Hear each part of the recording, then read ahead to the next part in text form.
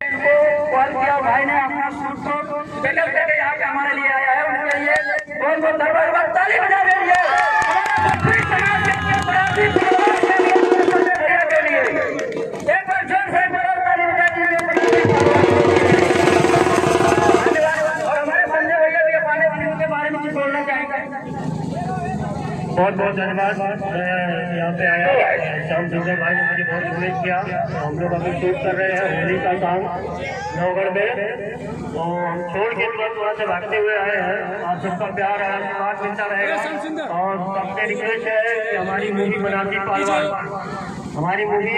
पहलवान आप यूट्यूब पे गूगल पे कहीं भी सर्च करेंगे तो आप देखेंगे वहाँ पे बहुत अच्छी मूवी बनाई है। हमने सिद्धार्थ नगर में शूट किया है, तो बहुत सारे एक्टर निशा दुबे, अयाज खान, बहुत सारे शिवा सिंह, कलेश्वर सिंह, बहुत सारे एक्टर्स हैं और काफी अच्छी मूवी बनी हुई है। तो हमारी रिक्वेस्ट है कि आप सभी ग्रामवासी सभी लोग हमारी मूवी को जरूर देखें।